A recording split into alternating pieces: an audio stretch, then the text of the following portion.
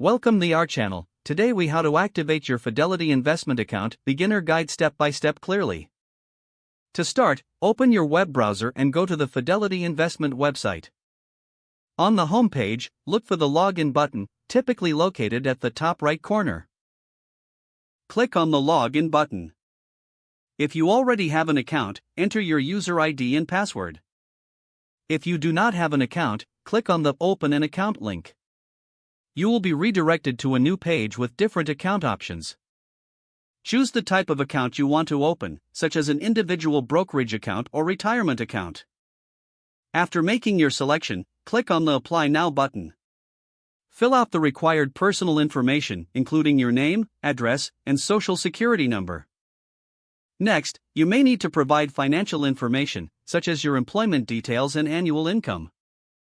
Review and accept the terms and conditions presented to you.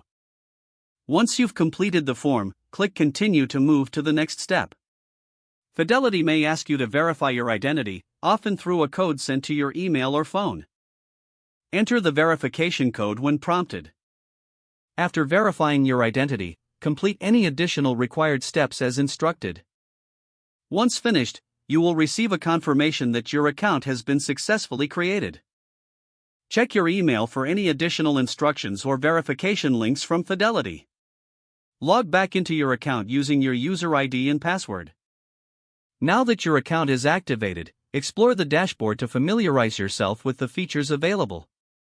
If you plan to fund your account, look for the transfer or deposit options on your dashboard. Follow the prompts to link your bank account and transfer funds. Make sure to keep your login credentials secure for future access. You are now ready to start investing with Fidelity. If the page does not load, refresh the browser or try again in a private or incognito window. Make sure you are using the correct email address, then retype it carefully to avoid small typos. If your password is not accepted, use the reset option and create a new strong password you can remember. Check your spam folder for verification or security emails, then complete any requested confirmation steps. Enable two-factor authentication if available to improve account security and reduce unauthorized access risk. Don't forget to like this video and subscribe to our channel for more step-by-step tech guides.